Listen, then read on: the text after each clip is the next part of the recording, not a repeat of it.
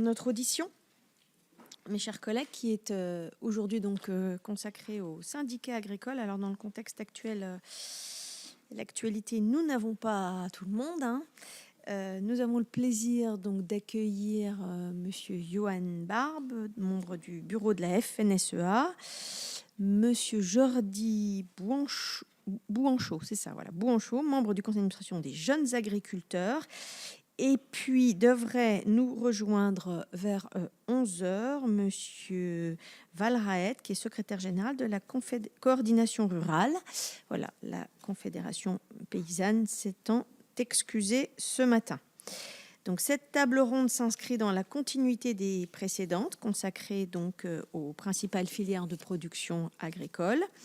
Nous avons donc déjà entendu, je le rappelle, les représentants des producteurs de lait, de fruits et légumes et il y a quelques jours, les représentants des éleveurs bovins, porcins et agricoles. Nous avons donc choisi de poursuivre ce cycle centré sur les producteurs en entendant aujourd'hui, ce matin, le point de vue des syndicats agricoles dans un contexte qu'on sait compliqué. Donc encore une fois, merci messieurs de votre présence. La règle des commissions d'enquête, c'est de prêter serment avant d'être entendu. Je suis donc tenue de vous rappeler qu'un faux témoignage devant notre commission d'enquête est passible des peines prévues aux articles 434-13, 14 et 15 du Code pénal, et notamment de 5 années d'emprisonnement avec 75 000 € d'amende. Je vous invite donc à prêter serment de dire la vérité, toute la vérité et rien que la vérité, en allumant votre micro, en levant votre main droite et en disant « je le jure ». Je le jure. Ah, faut dire tout, non ? C'est bon, merci. Je le jure. Merci. Je vous remercie par ailleurs de nous faire éventuellement part de liens d'intérêt avec des acteurs de la distribution ou des industriels. Pas de déclaration. Pas de déclaration, je suis juste président d'une organisation de producteurs, donc l'UPLV, où on vend du lait à Savencia et Tribala. D'accord. Pas de déclaration, membre d'une coopérative, mais en tant qu'agriculteur. Très bien. Merci, messieurs. Donc, je vous le rappelle, le Sénat a constitué cette commission d'enquête sur les marges des industriels et de la grande distribution le 25 novembre dernier. Ses objectifs sont pluriels, je dirais. Éclairer les citoyens et la représentation nationale sur la construction des prix dans notre pays. Analyser l'influence des acteurs de la chaîne sur le niveau des prix pour le consommateur et leur caractère inflationniste ou non. Examiner le partage de la valeur tout au long du processus de production et de commercialisation des produits. Nous assurer enfin que les fournisseurs en amont, et notamment les agriculteurs pour les produits agricoles, mais aussi les autres fournisseurs pour d'autres catégories de produits, bénéficient bien d'une rémunération la plus juste possible. L'objet de nos auditions du jour est d'abord de mesurer l'impact de la construction du prix de vente sur la rémunération des producteurs agricoles et ensuite d'entendre votre point de vue peut-être plus global sur les différents points que vous souhaiteriez porter à notre connaissance et notamment les négociations commerciales. Nous vous interrogerons tout d'abord sur l'évolution ces dernières années des coûts de production des agriculteurs et sur la façon dont les transformateurs et les distributeurs tiennent compte des dispositions notamment législatives et réglementaires qui ont été prises ces dernières années en matière de formation des prix. Ainsi, les lois Egalim ont-elles, selon vous, permis de mieux prendre en compte les coûts de production des agriculteurs en général dans la construction des prix de vente et dans la grande distribution, donc le sujet un peu de la valeur, la reconnaissance de la valeur qu'on évoquait. Nous souhaitons connaître votre analyse sur l'évolution de la rémunération perçue par les producteurs, en particulier dans le contexte donc, de mise en œuvre globale des lois Egalim, et notamment, on en discutait aussi avec certains collègues, marge et rémunération, les enjeux entre marge et rémunération. Selon vous, la baisse des capacités de production agricole dans certaines filières joue-t-elle un rôle sur les prix des produits alimentaires ? Si oui, dans quelle mesure ? Enfin, vous pourrez nous livrer votre regard sur les pratiques existantes en matière de négociation commerciale et sur les éventuels abus ou mauvaises pratiques que vous auriez identifiées. Comment, selon vous, améliorer la transparence au niveau des prix et des marges des produits alimentaires dans la grande distribution ? Que pensez-vous de l'idée d'afficher l'origine du produit agricole ou le prix payé au producteur sur l'étiquette en magasin, ce qui est pratiqué par un certain nombre de produits? Voilà quelques thèmes sur lesquels je pense notre rapporteur reviendra, et puis ensuite dans un second temps nos collègues.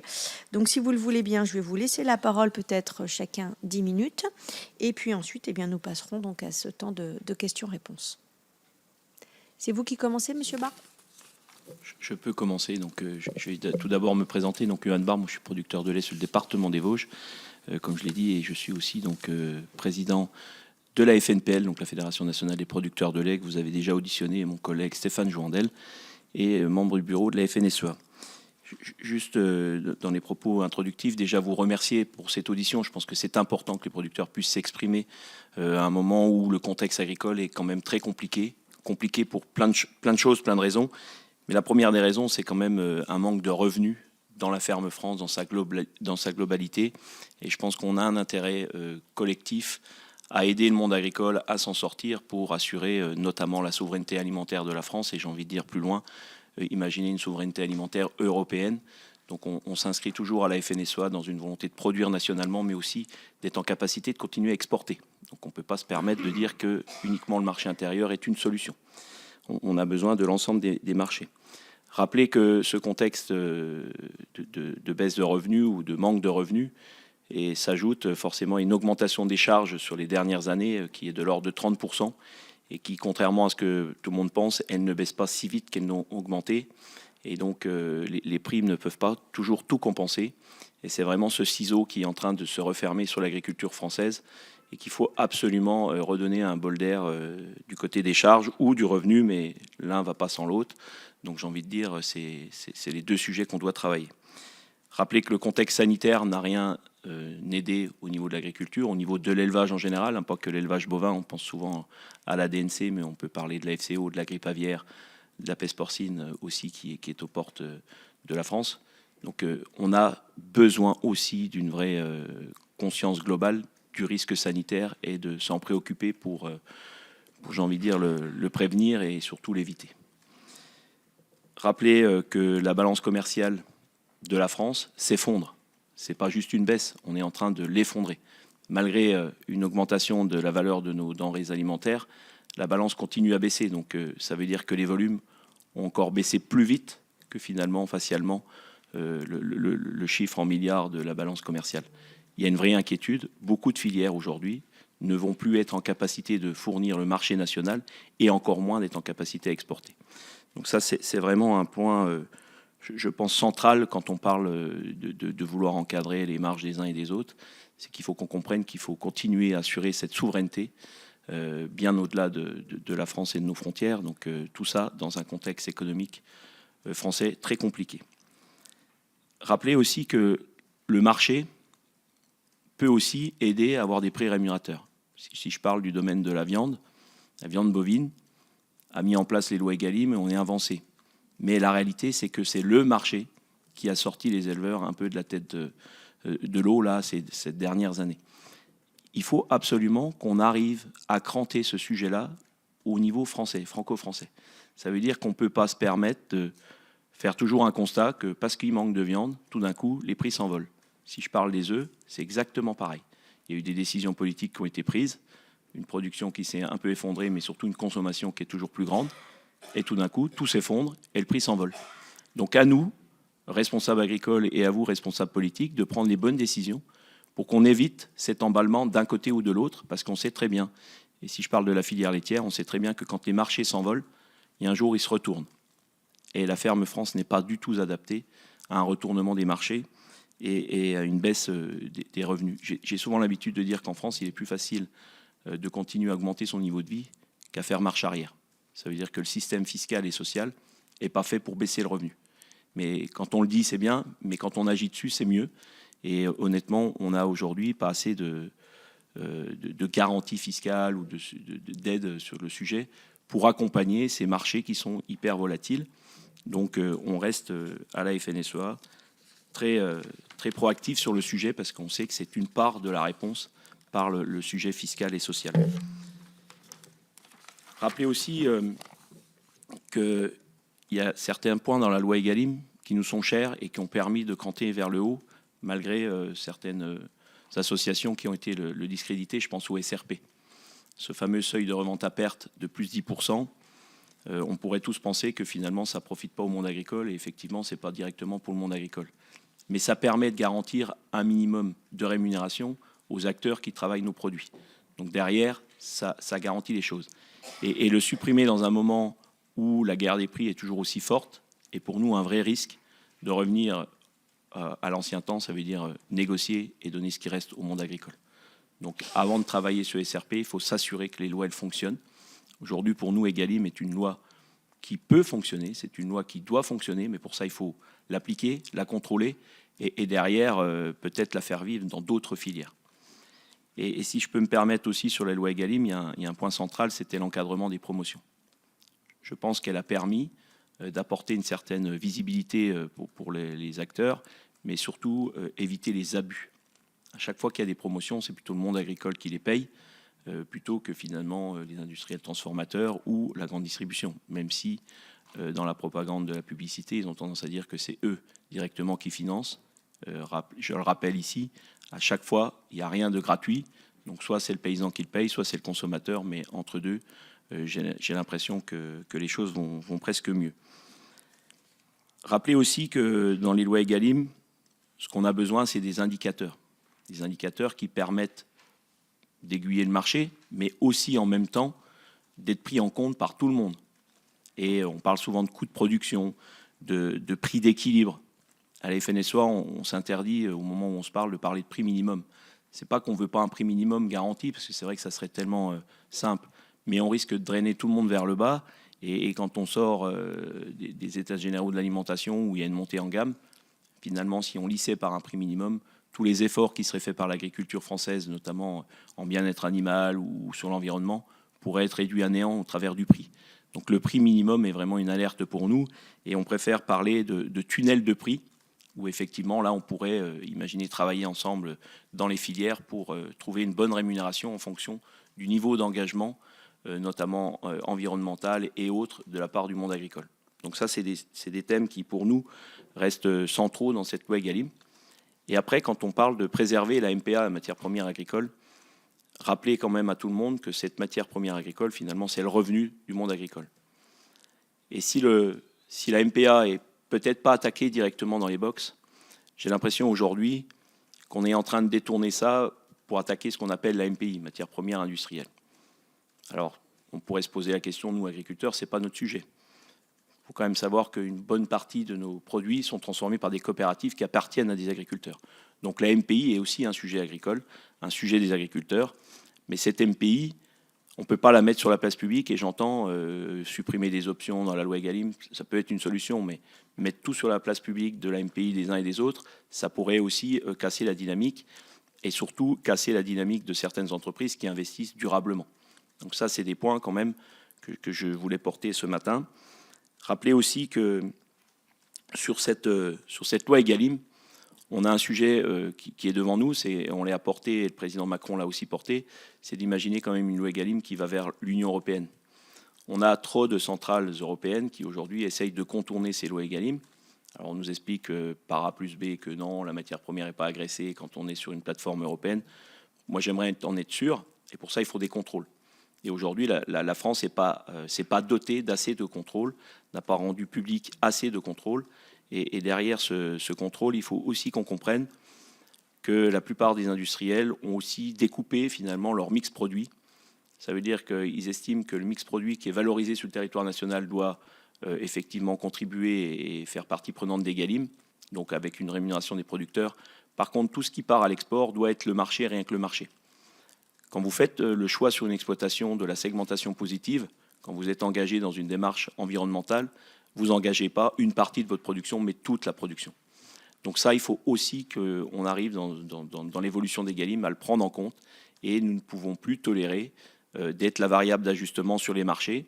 Et je parle par exemple de la production laitière, où finalement, on utilise ce qu'on appelle une valorisation beurre-poudre, pour les excédents laitiers. Donc ça veut dire ce que les industriels n'arrivent pas à valoriser ni sur le marché national ni à l'export, on dit on va le valoriser en beurre et en poudre. Donc, quand le beurre était cher, on nous a expliqué qu'on ne pouvait pas aller le chercher parce qu'on était pris dans les lois Egalim. Et maintenant qu'il n'est pas cher, comme par hasard, il faudrait tout de suite qu'il intervienne dans le prix. Donc ça reste des choses très compliquées. Tout ça pour vous dire aussi qu'on a besoin aussi de remettre un rôle central aux organisations de producteurs.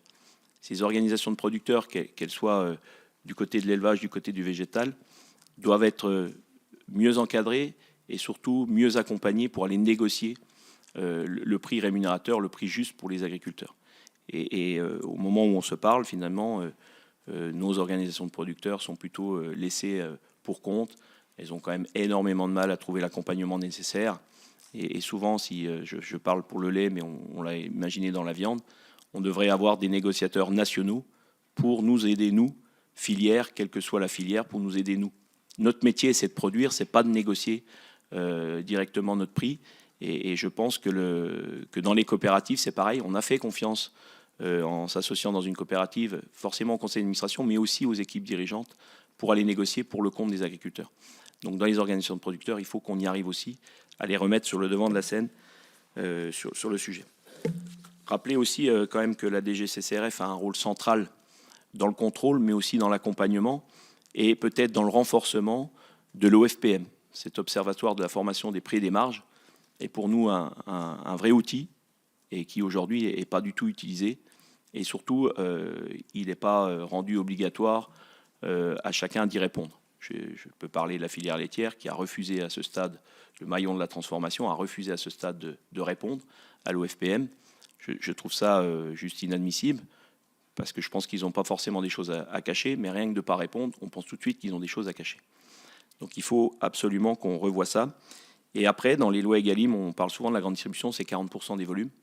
Mais il y a tout ce qui est RHF, tout ce qui est cette restauration hors domicile, qui aujourd'hui est compliquée parce que finalement, c'est souvent soit des collectivités ou soit des chaînes de restaurants qui sont assez peu scrupuleux d'utiliser des produits made in France. Et il y a énormément d'importations sur le sujet.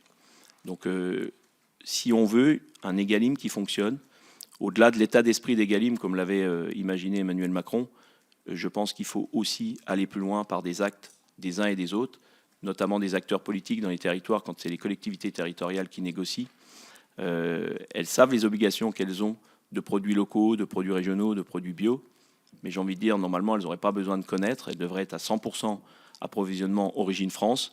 Alors peut-être que c'est un coût, mais on ne peut pas demander au consommateur tous les matins, quand il fait ses courses, de mettre quelques centimes supplémentaires pour aider le monde agricole.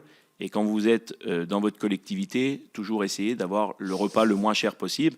Alors toujours parce que le consommateur veut le repas le moins cher possible. Mais de toujours faire croire que l'alimentation n'est pas chère, ça ne peut pas fonctionner. Et donc à chaque fois qu'on aura des repas qui seront pris en dehors du domicile pas chers, donneront l'impression que l'alimentation ne vaut rien. Donc il faut absolument remettre la valeur nécessaire dans l'esprit des consommateurs de l'alimentation saine et française. Voilà ce que je pouvais vous dire en propos introductifs. Merci beaucoup, monsieur. À vous, monsieur Bouanchot. Bien, merci. Bonjour à toutes et tous. Donc Jordi Bouanchot, agriculteur en plein cœur du bocage vendéen, en production viande bovine, système laisseur-engraisseur, volaille. En production viande bovine, volaille et céréales en agriculture de conservation des sols. Donc responsable des sujets commerciaux pour les jeunes agriculteurs. Donc déjà, en effet, merci pour cette audition sur un sujet qui nous est à cœur, nous, les jeunes agriculteurs, qui est la juste rémunération des agriculteurs. Et je tenais à rappeler, en complément de ce qu'a déjà dit beaucoup de choses mon ami Johan Barbe, mais que les agriculteurs sont des chefs d'entreprise, mais aussi des consommateurs. Donc ils sont des chefs d'entreprise, donc ils ont besoin de gagner leur vie, à la fois pour faire perdurer leur entreprise, mais aussi pour avoir un train de vie comme n'importe quel consommateur et citoyen français. Aujourd'hui, on est face aussi à un enjeu crucial qui nous rassemble tous, je pense, les agriculteurs, c'est la juste rémunération et d'aller chercher du revenu pour nos agriculteurs, principalement aussi pour renouveler les générations. On n'ira pas chercher de nouveaux agriculteurs si on n'a pas une rémunération digne de ce nom qui leur permet de vivre de leur métier. Même si c'est un métier passion, aujourd'hui, on a besoin de se retirer un salaire digne de ce nom. Un salaire digne de ce nom aussi parce que, on le voit, les agriculteurs sont de plus en plus challengés sur différents enjeux sociétaux auxquels on est prêt à répondre présent. Néanmoins, il sera important de rémunérer l'ensemble de ces nouveaux enjeux sociétaux, qu'ils soient environnementaux, etc., à leur juste valeur. On a souvent tendance à le dire, qui dit plus vert dit plus cher, mais à chaque fois que l'on impose des règles à l'agriculture, forcément, c'est des charges qui vont en face.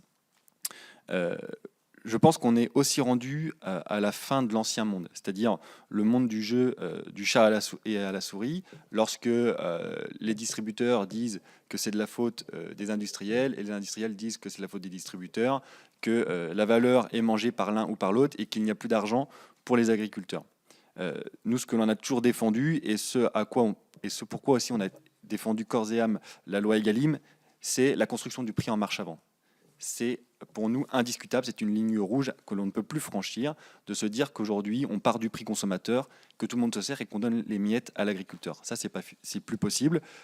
C'est pourquoi on demande une construction du prix en marche avant qui prend en compte les coûts de production des agriculteurs, qu'ils soient totalement intégrés dans la réflexion du prix payé producteur, mais pas que.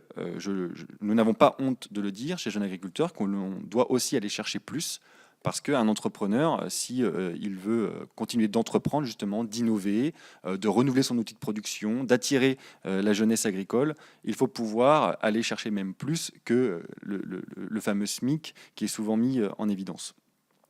À travers cette loi Egalim, nous, ce que l'on demande aussi, c'est de la transparence. La transparence parce qu'on est bien conscient qu'aujourd'hui, tout le monde doit gagner sa vie. Les agriculteurs, les transformateurs, les distributeurs.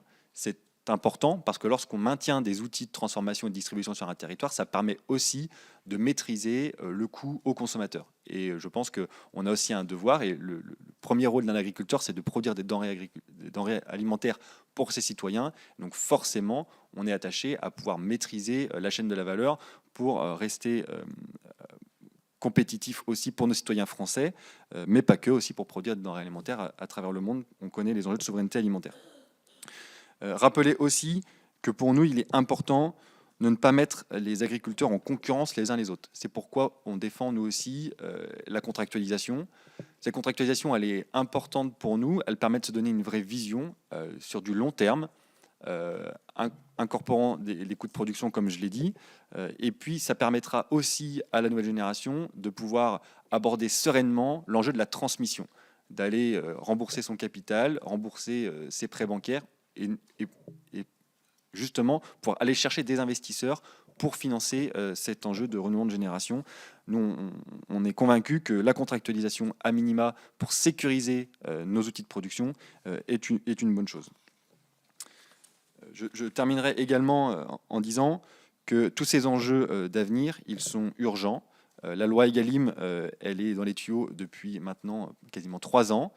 Nous, jeunes agriculteurs, on a rédigé un document de position et on a toujours répondu présent à l'ensemble des sollicitations pour la faire améliorer. En tout cas, pour nous, elle n'est pas à mettre dans un tiroir. Elle devrait toujours être sur le devant de la scène.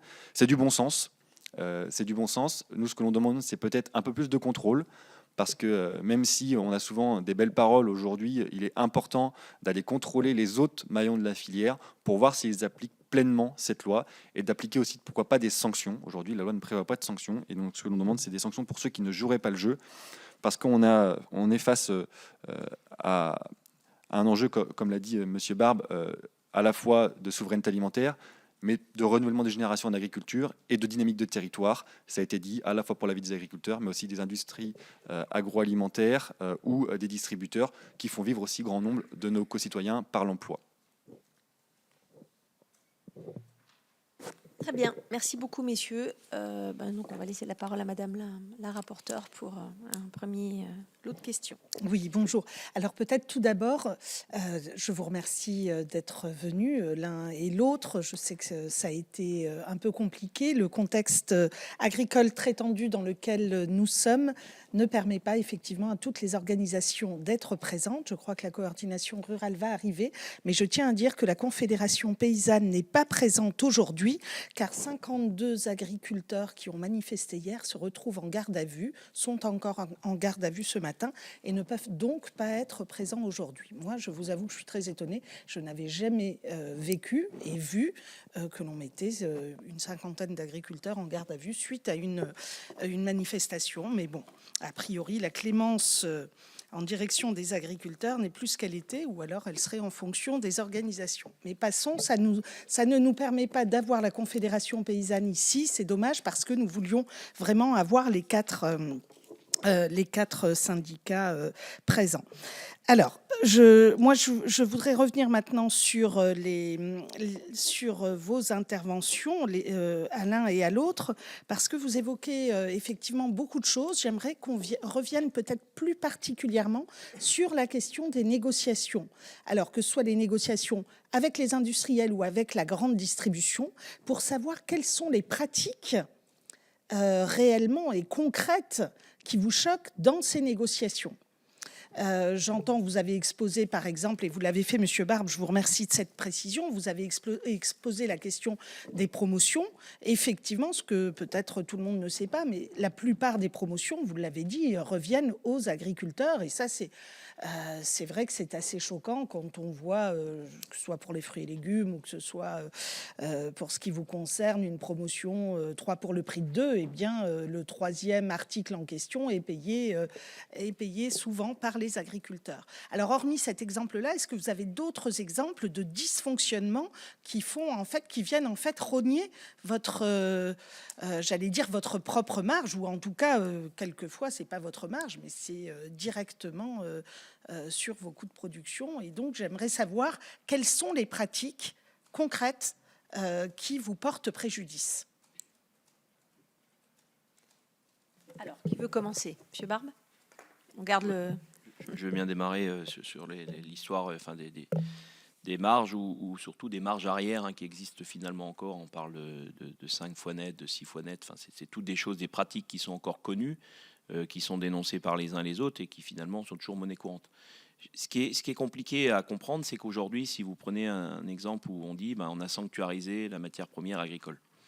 Quand vous êtes en négociation dans un box de négo, vous avez finalement plus que la MPI et tous les services, comme ils les appellent, qui sont négociables.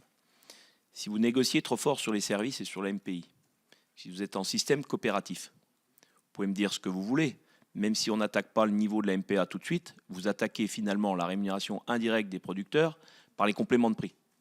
Donc si vous attaquez les compléments de prix, c'est aussi priver les agriculteurs finalement de revenus supplémentaires.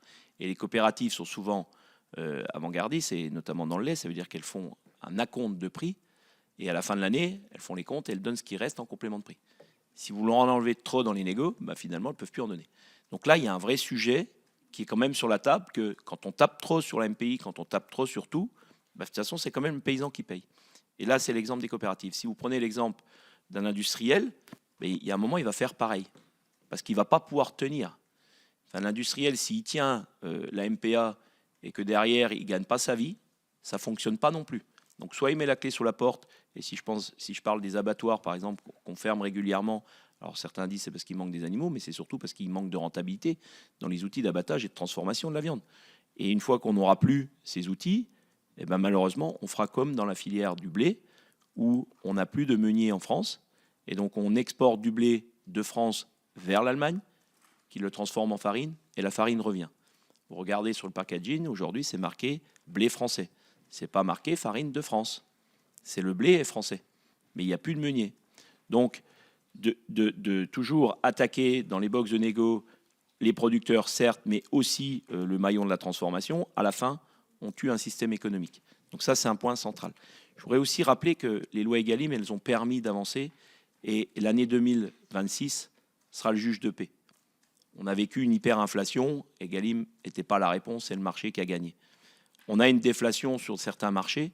Si Egalim est là pour préserver le fond, j'ai envie de dire le socle de base pour les paysans, on va le voir. On le verra notamment sur les acteurs économiques qui sont engagés sur le marché intérieur. Et on verra aussi que ceux qui sont engagés plus à l'export sont exposés. Donc il y aura un sujet aussi quand même de comparaison des uns et des autres, parce qu'au moment où les marchés export tiraient, ils n'ont pas payé plus cher que ceux qui étaient sur le marché intérieur engagés Egalim. Et au moment où c'est au plus bas, ce que je disais tout à l'heure, ils vont payer moins cher, alors que les autres vont faire l'effort d'avoir une rémunération par Egalim. Et derrière, sur cet encadrement finalement indirect ou direct, ou plus fort du risque d'attaquer la MPA, la rémunération des paysans, je pense que la DGCCRF ne joue pas son rôle. Elle est complètement absente. On a demandé à plusieurs reprises, syndicalistes majoritaires, FNSEA et JA, d'avoir des contrôles. On nous explique qu'on n'a pas les agents, que c'est compliqué, que c'est ceci, que c'est cela. Et derrière, Jordi l'a très bien dit, hein, enfin, c'est pas assez dissuasif, hein, les amendes. On a des groupes qui préfèrent payer l'amende, ça monte tout doucement, mais il faut encore le faire. On a des groupes qui préfèrent payer l'amende plutôt que de respecter les lois. Donc on est quand même face à quelque chose de compliqué. Et si je peux me permettre aussi de donner finalement quelques chiffres, si tout à l'heure j'ai parlé de l'OFPM, je pense que l'OFPM c'est un superbe outil. L'OFPM dit une chose d'importante, c'est que la grande distribution conforte ses marges, donc ça veut dire qu'elle les augmente légèrement en pourcentage, mais c'est surtout en valeur qu'elle les augmente. Le monde agricole parle en valeur, prix du litre de lait, prix du kilo de viande, prix des œufs, c'est de la valeur nette en euros. Quand vous avez de l'inflation, vous montez les euros et on parle souvent du pourcentage d'augmentation. Mais la grande distribution qui a pris 30% d'inflation, même si elle garde 2,5% de marge, il y a plus 30% déjà d'augmentation du chiffre d'affaires par l'augmentation de la valeur. Vous imaginez ce qui peut rester quand même à la fin. Et donc quand elles sont brillantes en disant on a fait un effort, mais oui, elles peuvent faire un effort de quelques pourcentages parce que finalement elles ont engendré beaucoup plus d'argent par le chiffre d'affaires. Et ça, je pense qu'il est primordial d'y faire très attention puisque nous parlons, nous, agriculteurs, en valeur, en prix net, paysan, alors qu'eux parlent en pourcentage. Et ça, c'est vraiment quelque chose de discriminant dans la terminologie des choses. Donc c'est des points quand même à noter et à faire vraiment attention quand on parle de prix rémunérateur, parce qu'on ne parle jamais d'autre chose que ça. Bien, intervenir, puis ensuite on vous présentera, monsieur. Oui, sur ce sujet-là, des tensions qu'il peut y avoir entre distributeurs et transformateurs, encore une fois, en effet, nous ne sommes pas présents dans le box des négociations commerciales. C'est pourquoi nous défendons corps et âme la sanctuarisation de la matière première agricole, qui est déjà une première étape pour s'assurer de ne pas venir piocher sur la juste rémunération des agriculteurs. Ensuite, je pense que ce que l'on demande, nous, c'est plus de transparence, parce que la transparence amène du débat, du dialogue. On l'observe aujourd'hui dans différentes démarches locales, certaines fois, avec, j'ai des exemples très concrets, hein, où moi je viens d'un département où on a lancé une marque qui s'appelle la marque Juste et Vendéen, et qui permet une construction en partant de l'agriculteur jusqu'au distributeur, en ayant une totale transparence sur la répartition de la valeur. Nous, c'est ce que on rêve, en tout cas nous jeunes agriculteurs, d'avoir des démarches similaires de grande ampleur qui permettent de vivre tous sereinement de notre métier. Et lorsqu'on voit que c'est faisable à une petite échelle, pourquoi pas à une plus grande. Merci, messieurs. On va accueillir monsieur Valrette, qui est secrétaire général de la coordination rurale et qui nous avait prévenu qu'il y aurait un certain retard. Monsieur, conformément aux règles de notre commission d'enquête, je vais vous demander de prêter serment avant d'intervenir. Je vous rappelle qu'un faux témoignage devant notre commission est passible de peines qui sont prévues aux articles 434-13-14-15 du Code pénal, et notamment de 5 ans d'emprisonnement avec 75 000 € d'amende. Donc, je vais vous demander d'ouvrir votre micro, de lever la main droite et de nous dire que vous jurez toute la vérité, rien que la vérité. Je jure de dire toute la vérité, rien que la vérité. Très bien. Par ailleurs, est-ce que vous pouvez nous faire part éventuellement si vous avez des intérêts ou des liens avec la distribution ou le groupe industriel? Très bien. Aucun lien avec la grande distribution, quelle qu'elle soit. Très bien. Merci, monsieur. Alors, je proposais, une fois n'est pas coutume, non, mais madame est collaboratrice de monsieur. Voilà. Normalement, les collaborateurs sont derrière madame, mais bon. Donc, je vais vous laisser la parole, monsieur, pour maximum une petite dizaine de minutes d'intervention. Et puis ensuite, on reprendra le cours de nos questions. Oui. Merci. Donc, bonjour à tous. Premièrement, je tiens quand même à excuser monsieur Bertrand Vantaux, notre président, qui a eu un empêchement sur son exploitation aujourd'hui et qui n'a pas pu se rendre à cette audition. Je me permets néanmoins de rappeler que le président Vantaux tient particulièrement à ce sujet et qu'il estime nécessaire que la représentation nationale effectivement s'en empare pour évoquer les dysfonctionnements actuels qui impactent nos filières de production et par conséquent la rémunération des agriculteurs qui est bien au cœur du sujet. Sujet pour nous, en tant qu'organisation syndicale, c'est la rémunération clairement de ces agriculteurs. On fait le constat alarmant qu'une grande majorité des exploitations françaises, quelles que soient les filières, sont aujourd'hui en grande difficulté financière sur l'ensemble des départements et des territoires de France. Ce constat d'échec économique de notre modèle est nécessairement lié à un système qui expose nos producteurs à la guerre des prix bas de l'alimentation qui est imposée par la grande distribution, directement ou indirectement.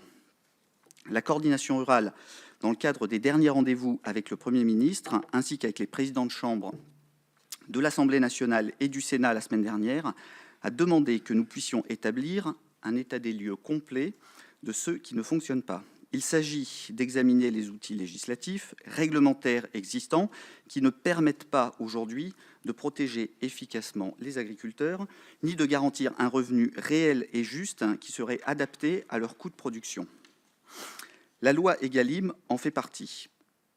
Nous considérons qu'il est nécessaire d'en réexaminer l'utilité et cette commission d'enquête en est l'un des outils. Je rappelle aussi que même si l'agriculture traverse aujourd'hui une crise de modèle, la grande distribution connaît également une crise de son propre modèle et les deux phénomènes sont intimement liés. La grande distribution en France a longtemps été un des fleurons de la réussite commerciale française, mais elle est désormais confrontée à une crise profonde marquée par un décalage avec les attentes et les besoins d'une grande partie des consommateurs. Cette crise du modèle ne doit pas s'imposer aux agriculteurs. L'agriculture ne doit pas subir les mauvais choix des grands groupes de distribution qui cherchent à maintenir leurs marges aux dépens de la qualité des produits et des conditions de travail et de survie économique de nous producteurs. Elle ne doit pas non plus supporter les externalités négatives d'un modèle économique imposé à l'ensemble de nos territoires. La grande distribution participe aujourd'hui à l'étranglement des agriculteurs par des prix toujours plus bas et le consommateur est également l'un des payeurs. Ce système résulte d'un pari économique que les responsables politiques ont souvent défendu, la course au moins-disant économique et social comme arme illusoire dans la recherche de compétitivité. Il traduit un arbitrage, un choix de nos élites qui a consisté à favoriser l'expansion de grands groupes de la distribution, notamment à l'international, au détriment de la production alimentaire et des consommateurs. Dans un monde où les capacités de production du secteur primaire redeviennent centrales, que ce soit pour des enjeux de sécurité alimentaire ou de souveraineté, miser aveuglément sur l'internationalisation de la grande distribution est un contresens historique et une erreur stratégique majeure face à nos compétiteurs. Chaque pays, évidemment, a son modèle agricole, le sien ou celui des pays exportateurs étrangers, très souvent prédateurs. La devise de la coordination rurale reste claire, il nous faut des prix et pas des primes et des prix rémunérateurs. La juste rémunération par le travail et non la concurrence déloyale est primordiale. Le souci de la production et non l'euthanasie à petit feu des agriculteurs sous perfusion de subventions insuffisantes qui ne font que repousser le problème au lieu de le résoudre. Merci. Merci beaucoup, monsieur. Je vais redonner la parole à madame la rapporteure pour reprendre le fil de nos questions. Oui, nous avions donc commencé les questions. Vos réponses sur les questions précédentes m'amènent à une question nouvelle. Donc, je voudrais savoir si vous pensez qu'il devrait être affiché le montant qui revient à l'agriculteur sur les prix publics, et y compris sur les produits transformés. C'est ce qu'avait proposé une des associations de défense des consommateurs que nous avons auditionné ici lors de la première journée. Est-ce qu'une proposition de ce type vous semblerait répondre, en tout cas, à cette opacité dont fait preuve la composition des prix en France ?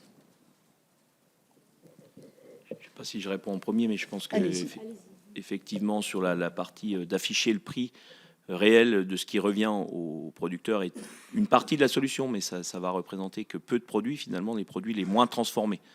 La filière laitière peut le faire sur le lait liquide, on va pouvoir le faire sur le beurre, mais dès que vous allez arriver dans des produits plus transformés, pâte à tartiner, je ne sais pas comment vous faites pour retrouver les ingrédients et la rémunération du producteur.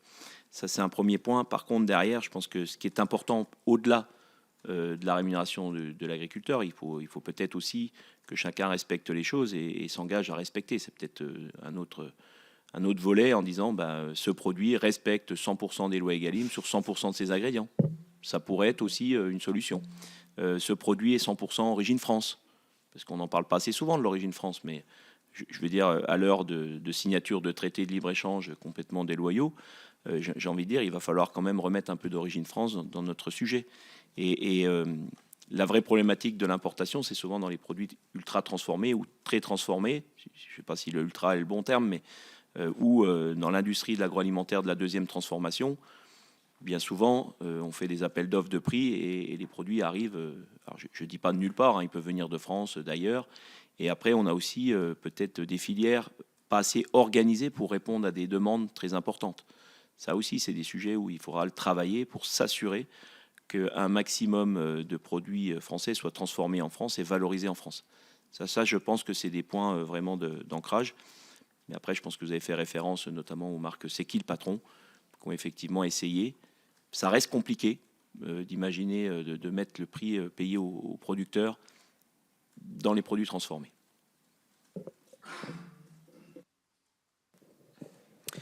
Pour nous, les jeunes agriculteurs, bien sûr, nous sommes favorables à une évolution de l'étiquetage s'il amène forcément plus de transparence.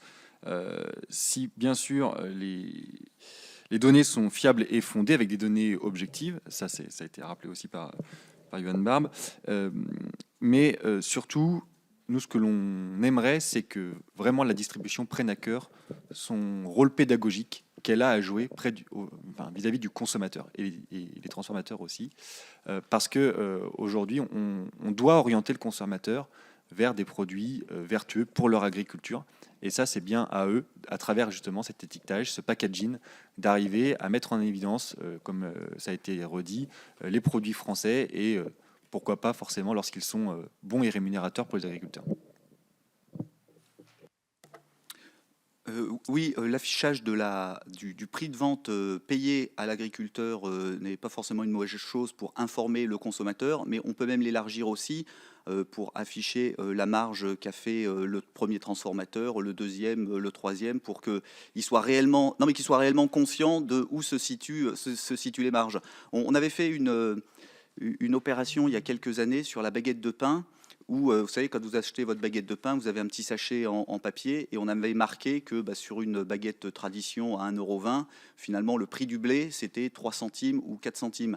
Ça permet quand même, effectivement... Alors, ça n'avait pas été suivi d'effet, ça avait été temporaire, et ça avait été abandonné après, c'était malheureusement, mais ça permet quand même à la fois aux consommateurs de se rendre compte que finalement, le prix des céréales, c'est très très peu dans une baguette de pain, et que quand on lui dit... Ah voilà, vous vous rendez compte, le prix du blé a augmenté de 30%, on est obligé d'augmenter le prix de la baguette, on l'enfume peut-être un petit peu, et que quand le prix redescend pour les céréales, le prix de la baguette ne redescend pas. Donc oui, ça peut être une bonne chose pour qu'ils prennent conscience effectivement de ce qui est réellement payé aux producteurs et de ce qui va après dans les taxes, le transport, la main-d'œuvre, le magasin, etc. On reviendra peut-être plus tard, ou si vous voulez qu'on en parle, de l'affichage, de l'étiquetage ou de l'information que l'industriel met sur son packaging, parce qu'on a fait, nous, beaucoup d'opérations dans les supermarchés pour vérifier un petit peu la différence entre ce qui est affiché sur l'emballage et puis quand on retourne derrière et qu'on regarde les petites lignes, ce qui a marqué. Le nombre, je prends l'exemple le plus flagrant qui arrive le plus souvent, sont par exemple les paquets de légumes surgelés, où il y a un joli petit drapeau bleu, blanc, rouge, il y a marqué que c'est fait dans notre atelier avec un joli petit nom de village français très bucolique et qui fait très envie. Puis quand on regarde derrière, effectivement, les légumes, ils ont été mis en sachet ici, mais ils viennent des quatre coins d'Europe ou du monde. Et là, je trouve que l'utilisation du drapeau bleu, blanc, rouge, elle est trompeur. L'industriel, il cherche clairement à tromper le consommateur en lui faisant croire qu'il va manger un produit ou des légumes français, alors que ce n'est pas forcément le cas. Ou la dénomination des escargots de Bourgogne, mais qui viennent de Serbie, je crois, en grande partie, c'est clairement une volonté pour l'industriel plus que pour le distributeur. Finalement, lui, il récupère le packaging tout fait, mais l'industriel, lui, clairement, il cherche à induire le consommateur en erreur en lui faisant croire qu'il consomme local et français. Donc, là, vous estimez que la législation, la réglementation en vigueur sur l'affichage trompeur n'est pas suffisamment... Elle n'est pas assez dure. Oui, effectivement. Si vous avez des éléments précis, on est... Oui, on a fait, mais je pourrais vous montrer, on a fait pas mal d'opérations dans les supermarchés, vous savez, où on regarde tout ça, et on a constaté effectivement que l'utilisation du drapeau bleu, blanc, rouge, elle était trop large et elle recouvrait trop de choses, et un simple assemblage en France peut peut se permettre d'utiliser le drapeau bleu, blanc, rouge, même si les ingrédients ne le sont pas, et on trouve ça un peu dommage. C'est clairement trompeur sur l'origine des produits. Voilà. Non, mais je veux dire, c'est que le Parlement, Assemblée nationale et Sénat s'est déjà beaucoup penché sur ce sujet. Il y a eu le miel, il y a eu plein de choses. Oui. Et donc, si vous avez des remarques complémentaires, donc il y a eu des choses qui ont été faites au national, mais au niveau européen, comme c'est de la réglementation européenne, l'étiquetage, voilà. Mais voilà, donnez-nous des éléments plus précis. D'accord. Merci. Alors, j'aimerais savoir si vous pensez qu'un éventuel encadrement des marges, l'un de vous on avait parlé lors de la première intervention. Donc, un éventuel encadrement des marges des distributeurs des distributeurs ou des industriels, mais enfin des distributeurs dans un premier temps, serait possible, imaginable, intéressant ou au contraire compliqué.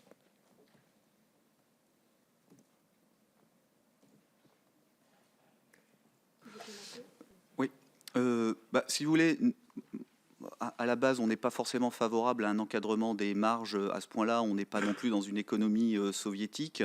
Nous, on est quand même pour la liberté d'entreprendre. Et si je transpose ça, moi, si on m'imposait, si on dit, voilà, vous demandez à imposer à la grande distribution un encadrement des marges, donc vous aussi, on va vous encadrer vos marges, je ne pense pas que ce serait bien pris par les agriculteurs. En revanche, ça a peut-être été dit avant, le souci, c'est que c'est plus dans un rapport de force entre le distributeur ou la centrale d'achat et puis l'agriculteur que se situe le problème, et la possibilité pour ces distributeurs de trouver les mêmes produits autre part pour moins cher qu'en France. Mais clairement, vouloir réglementer à ce point-là, encadrer les marges, je pense sincèrement que c'est pas la bonne solution. Pour nous, le sujet n'est pas vraiment celui-ci qui intéresse les agriculteurs. Je pense qu'aujourd'hui, ce qui est important, c'est vraiment de sanctuariser la matière première agricole, d'incorporer la notion de coût de production, et puis surtout de laisser, ça a été dit aussi, la liberté d'entreprendre et d'aller chercher du revenu rémunérateur pour justement répondre aux attentes des agriculteurs qui sont celles de continuer à innover, investir, etc., renouveler les générations. Donc après, l'encadrement des marges, j'ai envie de dire, c'est censé ne pas être notre souci. Notre souci, c'est vraiment à s'assurer déjà de la juste rémunération et de la construction du prix en marche avant. Juste, je voudrais rebondir quand même sur l'origine France et justement la lutte contre la francisation illégale. Il y a eu 2000 inspections ont été réalisées pour vérifier l'authenticité et l'origine des produits alimentaires. Ces contrôles ont révélé 683 établissements présentaient des irrégularités, ce qui a conduit à l'émission d'avertissements, à des demandes de mise en conformité, ainsi qu'à des sanctions financières et des procédures judiciaires. Donc la preuve que ça existe, et nous avons fait ce travail-là sur le lait, parce que bien souvent la crème est d'origine UE.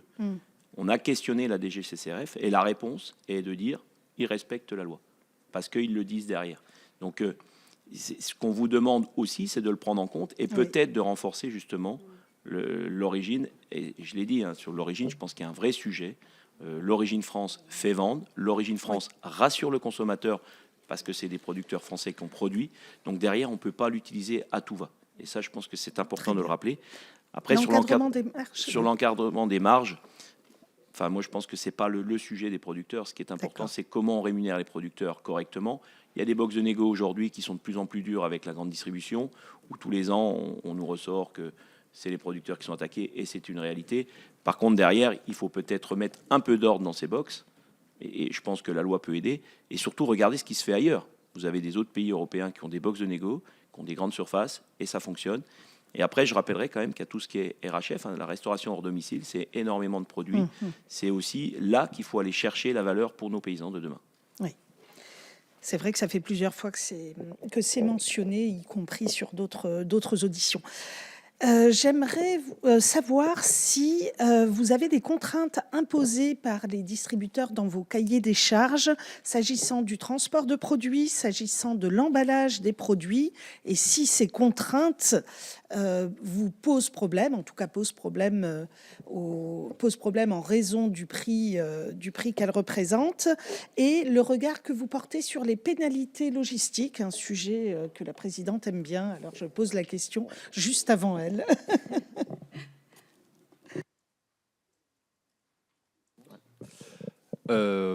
Sur les contraintes, j'ai envie de dire, à partir du moment où, dans un objectif collectif de répondre à un besoin du consommateur, on se fixe un cahier des charges avec forcément le producteur en première ligne de mire qui se doit de produire un produit qui correspond à la demande du consommateur et que tout a été construit collectivement, pourquoi pas, forcément on y est favorable, c'est ce que je disais tout à l'heure, en plus de transparence, avec pourquoi pas de la contractualisation, en tout cas nous on y est favorable.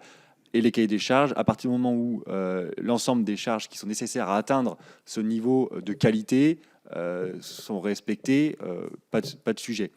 Là où en effet on est forcément en désaccord, c'est lorsqu'on peut avoir des exigences de qualité de produit, mais on le sait, l'agriculture travaille avec du vivant, avec des aléas climatiques, avec des aléas sanitaires, on en a vécu.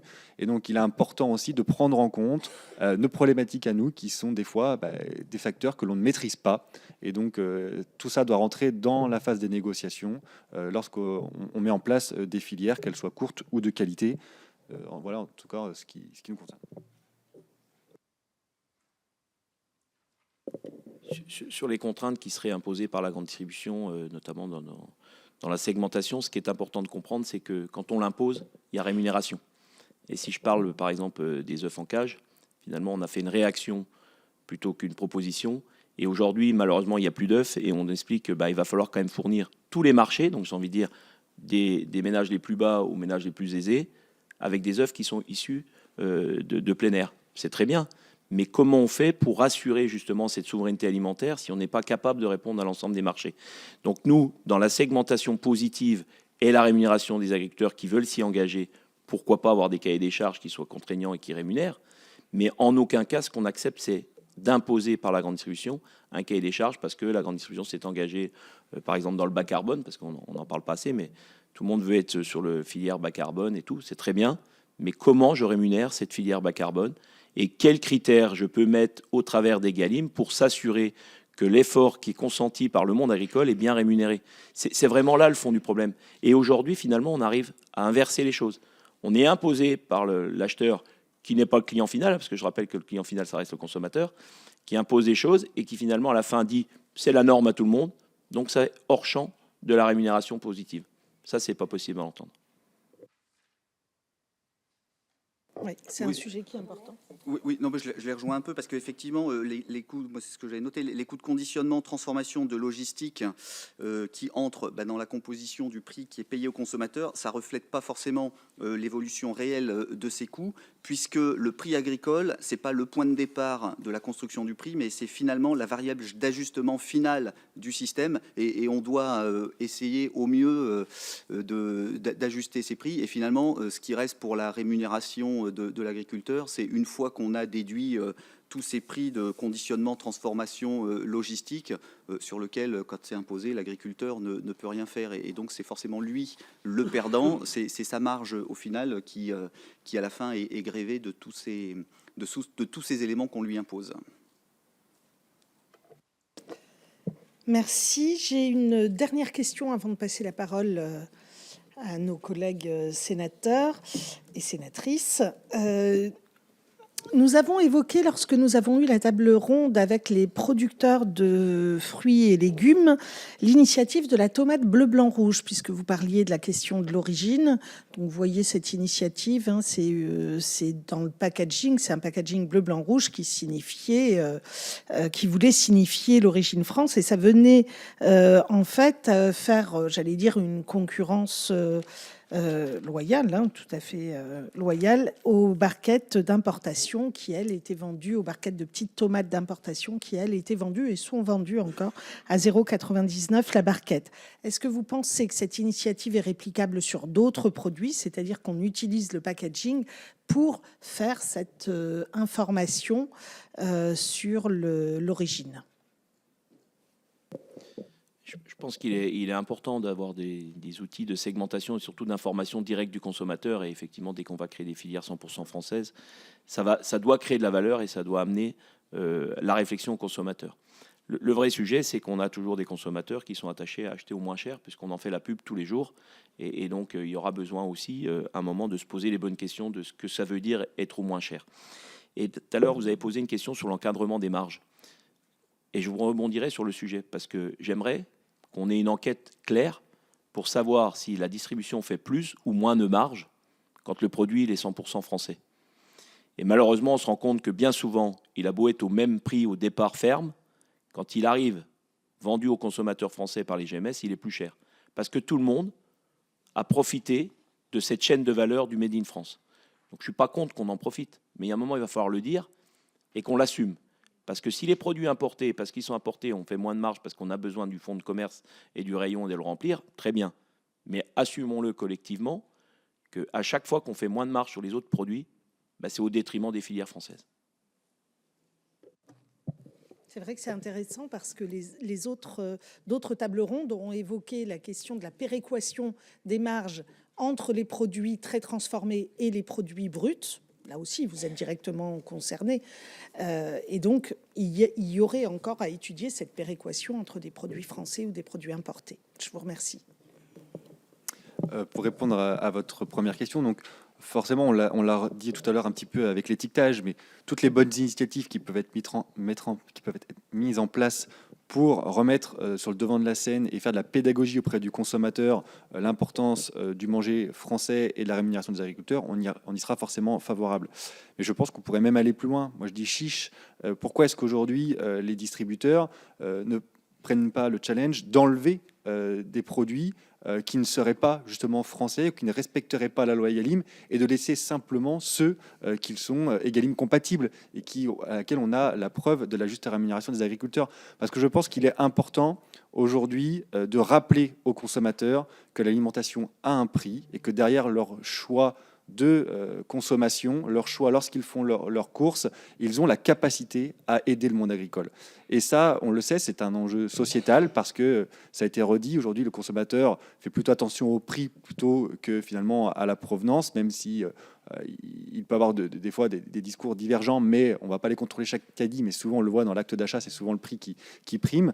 Donc il faut vraiment qu'on arrive à faire ce rôle de pédagogie et puis, j'ai envie de dire, dès le début, dès la plus petite enfance, ne serait-ce que même dans les collectivités territoriales aussi, de privilégier les produits français. Juste, je vais rebondir là. Que pensez-vous des annonces des grands distributeurs ces derniers jours qui n'achèteront pas de produits issus du Mercosur? Eh ben, allons-y, mais chiche, encore une fois, allons-y, mais est-ce que ça va tenir dans la durée? Parce que on l'a vu un petit peu pendant le Covid. Finalement, les consommateurs ont peur aussi des rayons vides, ont peur de manquer. Mais je pense qu'on a quand même un devoir aussi, c'est peut-être de saisir cette opportunité aussi pour rappeler que l'alimentation ne doit pas être la variable d'ajustement dans le budget des ménages à la fin du mois et devrait être une priorité. Juste par rapport à votre interrogation, je voudrais rebondir sur le chiche, on y va, notamment de ne pas importer de produits du Mercosur. Je pense que la grande distribution est prête à le faire. Là où ça va être compliqué, c'est dans les plats transformés, où forcément, s'il y a du poulet et d'autres choses qui sont incorporées pour aller vérifier l'origine, ça va être quand même compliqué. Et j'aimerais que tout le monde le fasse, et pas que la grande distribution. Parce que c'est les industriels en globalité. Parce que la grande distribution, je sais qu'on la met souvent sur le devant de la scène, et on n'est pas dupe, et on sait très bien qu'ils vivent très bien. Mais le vrai sujet global, c'est quand même, on leur offre à un moment des produits et ils les revendent. Ils ne sont pas souvent transformateurs directs, hormis quelques enseignes. MDD, c'est leur cahier des charges, donc là, je pense qu'ils vont le respecter. Si vous prenez l'origine des crèmes dans les MDD, il n'y a plus de problème. Ils ont imposé la crème France et c'est souvent les marques nationales qui importent de la crème, parce qu'il y a un moment, il n'y a pas assez de crème en France, donc il faut bien trouver quelque part à la mettre. Mais ce sujet, déjà, il y a aussi un sujet qu'on peut évoquer, notamment sur les tomates, c'est la saisonnalité. Je veux dire, il y a un moment où on dit en France, on va faire des tomates toute l'année pour pouvoir répondre à l'offre, et dans ce cas-là, il faut accepter des serres chauffées, des choses qui vont des fois à l'encontre de ce que voudrait le consommateur et moins de consommation carbone. Donc tout ça, si dans le même temps de la saisonnalité en France, on ne produit pas, mais qu'on importe, c'est plus qu'une concurrence déloyale. Mais je reste intimement convaincu que l'histoire des marges entre produits importés et produits 100% français est vraiment à creuser. Et derrière, je rappelle quand même que depuis Egalim 2, on n'a jamais eu de décret qui ont été imposés l'origine. Ça, c'est pareil, on ne l'a jamais précisé par décret. Donc la loi, c'est bien, les décrets, c'est mieux.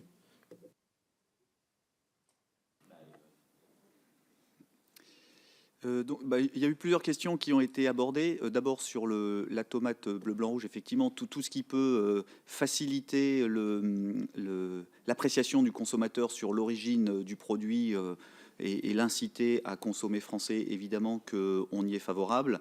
Encore faut-il vraiment bien définir ce que c'est que quelque chose qui est produit 100% français. C'est pas forcément si évident. Il faut vraiment qu'il y ait des règles contraignantes du législateur qui soient assez strictes. Concernant l'importation de la viande du Mercosur, je rejoins ce qu'on dit depuis longtemps, c'est que effectivement la grande distribution a tout de suite dit qu'il n'importerait pas, mais tout ce qui est restauration hors domicile, tout ce qui est industrie, là, ce sera beaucoup plus difficile à contrôler. Et aussi sur ce qui est, alors j'en profite qu'on est au Sénat ici avec des élus, effectivement, l'incitation bleu, blanc, rouge, c'est bien, mais l'élément prix pour le consommateur, ça reste quelque chose de très important.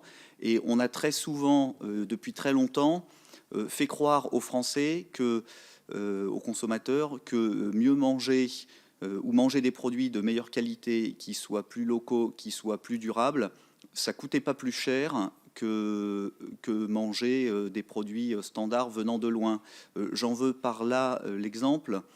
Dans les cantines scolaires, par exemple, pendant un temps, ça a très, très longtemps été la mode de dire « nous, maintenant, on va s'approvisionner exclusivement en bio, exclusivement en local, mais on ne vous le fera pas payer plus cher ». Et je pense que c'est un mauvais message envoyé aux Français parce qu'on leur fait croire que consommer français et que consommer bio et que consommer local, ça coûte pas plus cher que consommer ce qui viendrait du Mercosur ou de loin ou de l'autre bout du monde. Et c'est pas vrai, c'est plus cher et il faut qu'ils aient conscience qu'une alimentation saine, de qualité et locale, oui, ça coûte plus cher. Il ne faut pas se mentir, ça coûte plus cher que de faire venir la viande du Mercosur ou de l'autre bout du monde. Et là-dessus, le message envoyé par nos responsables politiques, je pense, n'était pas le bon. Merci. Alors, oui, c'est bon pour moi. Je reviendrai peut-être après avec une question, mais je vais laisser la parole à mes collègues. Merci, Madame la rapporteure. Alors, nous avons une demande de parole, 4 demandes de parole. On va faire par 2, si vous le voulez bien. Donc, on va d'abord entendre notre collègue Jean-Claude Tissot, et puis ensuite Evelyne Renaud. Merci, Madame la Présidente. Déjà, on a fait un tour, un panorama clair. Moi, je voudrais juste revenir sur la présentation que vous avez faite, M. Barbe, au départ, quand vous nous avez parlé. Alors, on avait compris que vous n'étiez pas d'accord sur le... Enfin, pas d'accord. Émettiez des réserves sur les prix minimum garantis. Et vous, à ce moment-là, vous avez parlé aussi de tunnel de prix. Qu'est-ce que vous entendez par là? C'est dans le cadre de promotion ou de façon générale d'affichage ou de négociation?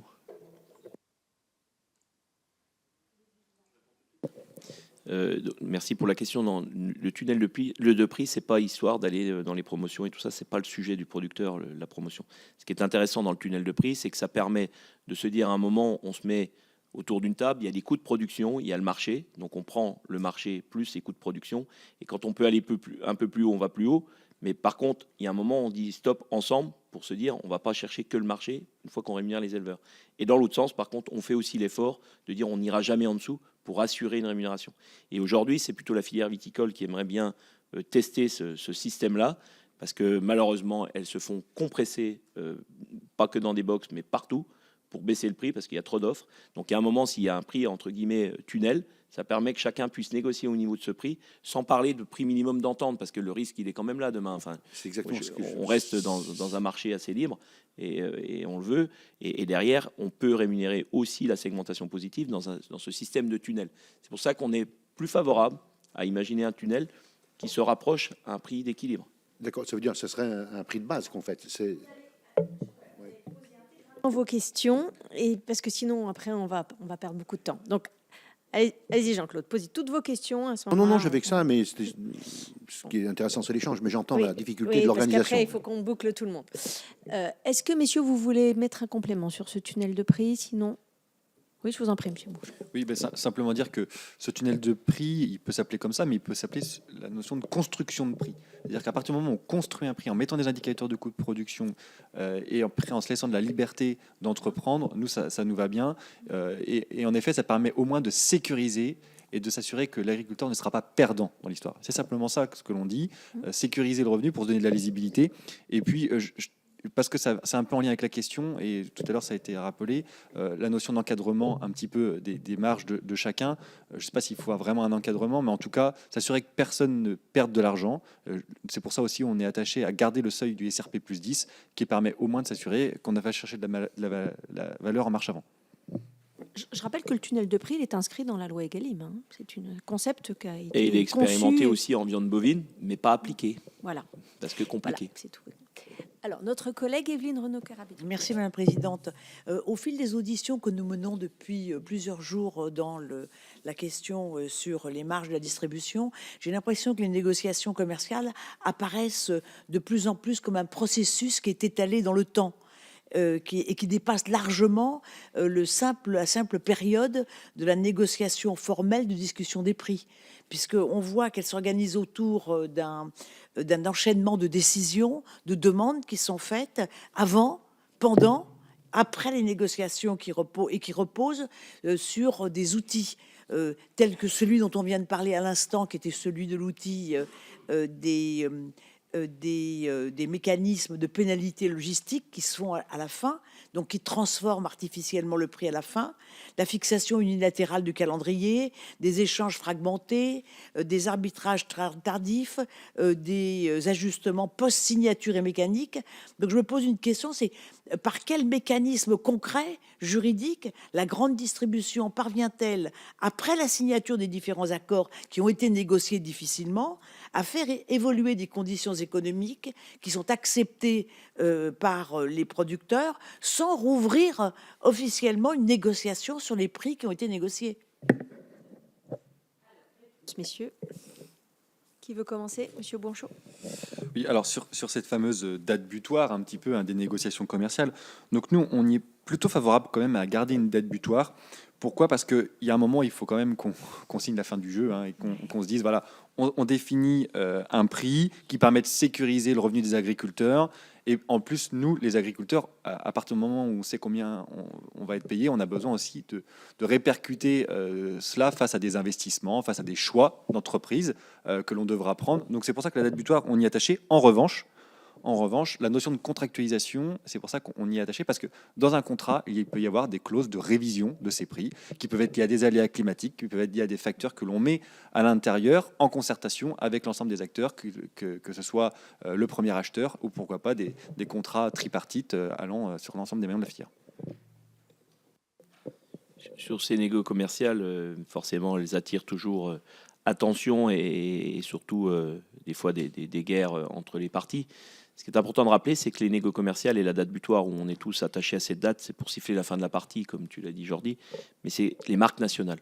On oublie souvent dans les négociations commerciales tout ce qui est MDD qui arrive après, qui sont négociés tous les 6 mois. Donc, sur cet encadrement-là, je pense qu'il faut renforcer les choses. Et le coup de projecteur qui est mis fin février, finalement, ne suffit plus. Parce que les marques nationales sont quand même agressées de partout. Donc, c'est plus le business. Et on mélange souvent marques nationales 100% françaises avec des marques nationales complètement importées. Donc, il y a aussi tout ce sujet-là où peut-être, dans des box, on pourrait imaginer autre chose. Après, je voudrais rappeler aussi quand même l'intérêt de beaucoup de grands distributeurs d'imaginer des centrales d'achat européennes pour essayer de contourner pas mal de choses. Alors, comme ça, dans le flou, tout le monde dit non, je vais faire attention à l'MPA. Mais si on veut vraiment faire attention à l'MPA, c'est ce qu'a dit Jordi, c'est des contrats dits tripartites. Alors, ça n'existe pas. C'est bien 2 contrats B2B mis l'un à côté de l'autre. Non, le droit français ne permet pas un contrat tripartite au sens strict du terme. C'est bien 2 contrats l'un à côté de l'autre, mais ce n'est pas 3 signatures en bas du même contrat, ça serait mieux, et on ne peut pas le faire. Mais derrière, je rappelle quand même que l'intérêt de ces contrats tripartites, ça assure la rémunération des éleveurs. Mais quand on ne les obtient pas, il faut absolument avoir un accord sur la MPA, la matière première agricole, entre les organisations de producteurs et l'industriel transformateur. Parce que tout le monde a dans la tête que la MPA ne se négocie pas. Comprenez bien que les lois Egalim ont demandé la construction du prix en marche avant, donc elle ne se négocie plus une fois que le premier acheteur l'a négocié avec les agriculteurs. Donc il y a toujours une négociation de la MPA entre les industriels, quels qu'ils soient, et les agriculteurs. Donc ça, c'est quand même primordial. Je ne peux pas, moi, producteur de lait, dire « je veux tel prix » et vous faites avec. Ça marche pas. Ça marche pas avec les industriels. Ça marche pas du tout. Oui, ça marche pas du tout. Oui, d'accord, parce que c'est producteur de lait, pardon. Mais est-ce que ce que vous dites, c'est que par rapport aux industriels, parce que les industriels n'entrent pas tout à fait dans ce cadre-là, il y a d'autres réglementations et encadrements à mettre en place? Je pense qu'il faut renforcer l'encadrement, notamment des MDD et de la RHF et de tout ce qui finalement est hors caméra au moment où on se parle. Les seuls qui sont sous les caméras, c'est les marques nationales. Enfin, ça suffit pas. Je veux dire, il faut aller plus loin. Et après, je reste intimement convaincu que cette MPA doit être connue avant les négos. Ça veut dire que les industriels doivent se mettre d'accord avec les producteurs parce qu'on est dans un marché, ok, dont acte, avec des indicateurs de coûts de production. Et c'est pour ça que j'ai demandé à renforcer la publication et la valeur de ces indicateurs pour qu'on soit sûr qu'ils soient utilisables par tous et facilement. Mais l'intérêt des indicateurs, c'est qu'une fois qu'on les connaît, on les fait évoluer dans une formule et on n'a plus besoin de se revoir. Enfin, je veux dire, le prix qui va être négocié dans les box de négo, vous pouvez revoir qui vous voulez au mois de juin, c'est pas renégocié, hormis s'il y a une hyperinflation, des choses comme ça. Donc ça veut dire que c'est quand même primordial pour les agriculteurs, ces négociations commerciales. Elles donnent le ton de l'année.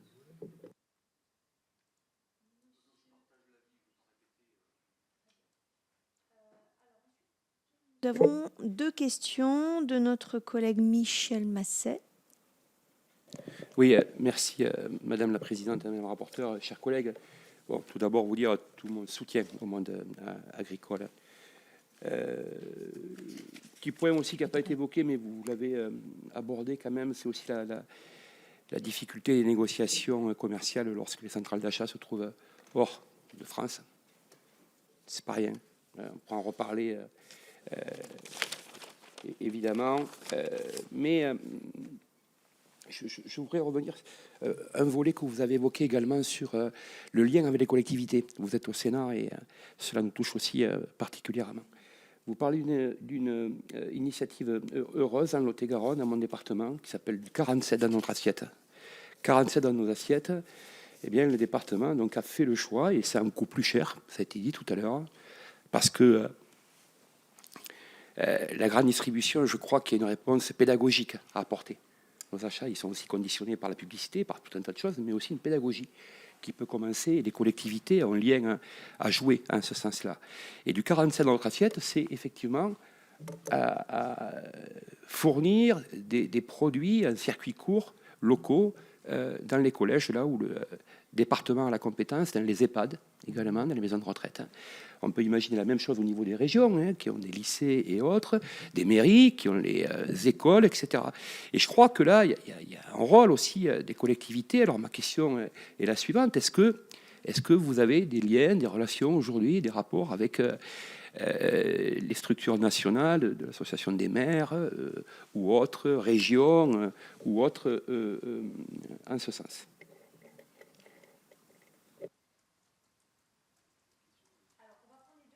Et puis on vous laissera répondre. Notre collègue Madame Audrey Bellim. Merci Madame la Présidente. J'aurais aimé savoir si vous aviez des données concernant les Outre-mer et si oui, quelle analyse vous en faites.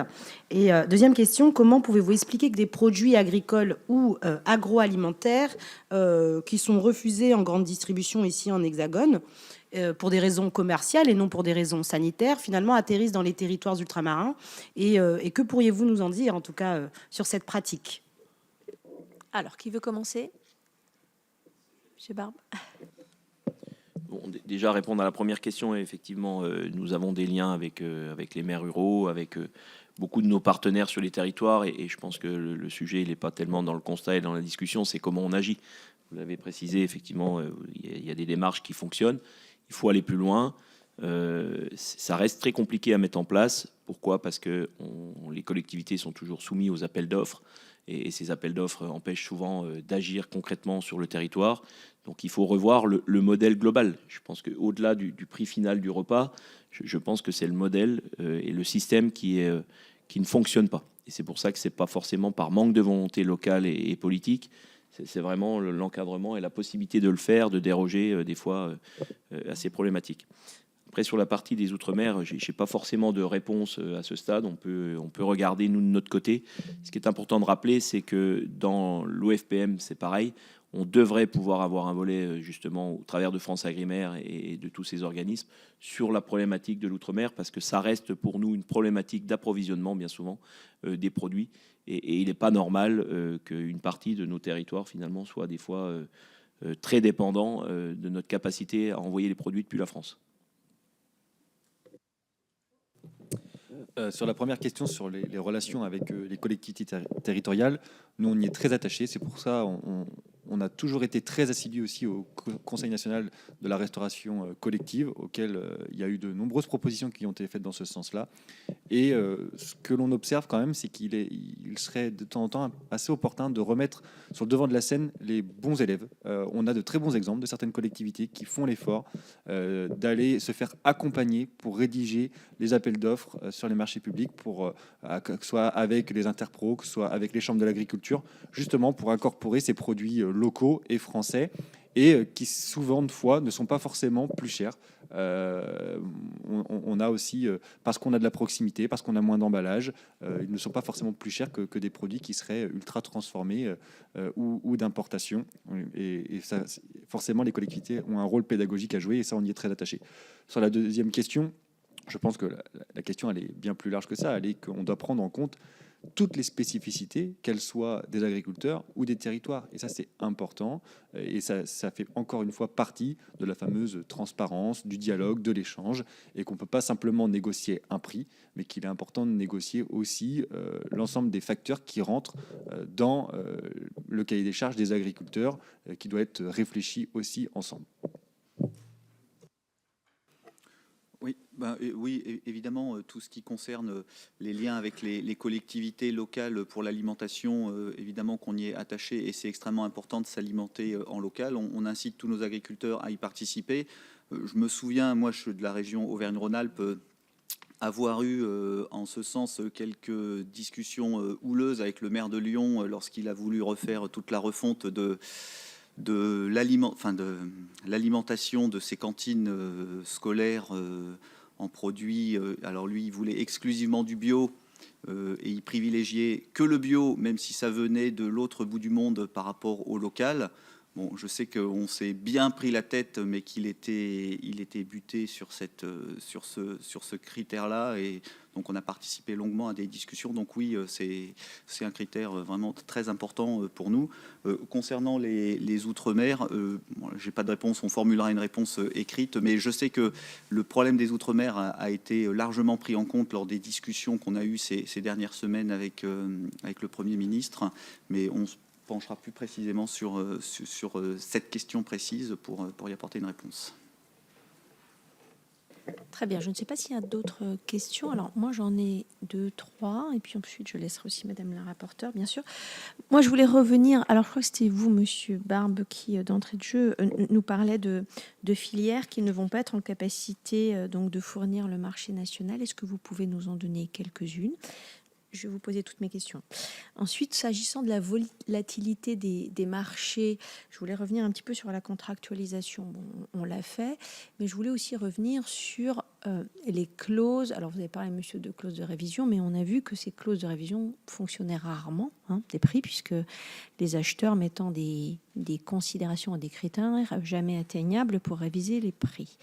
Et donc, on avait ici au Sénat, dans le cadre de nos comités de suivi Egalim, l'idée éventuellement de mettre les clauses d'indexation dès le cahier général des ventes. C'est-à-dire, une fois que c'est calé, et ça ne laisse plus la place à l'interprétation de l'acheteur. Donc, qu'en pensez-vous ? Et puis, je voudrais quand même revenir sur ce sujet du SRP+10, parce qu'il est quand même au cœur de beaucoup de débats, dans la mesure où on n'arrive pas à savoir à quoi il est utilisé.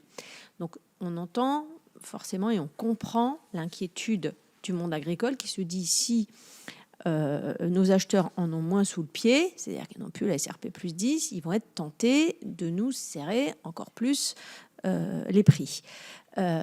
Mais est-ce que vous pensez que cette espèce de chantage peut durer longtemps, et est-ce que vous pensez que c'est une situation sur laquelle on peut construire l'avenir ?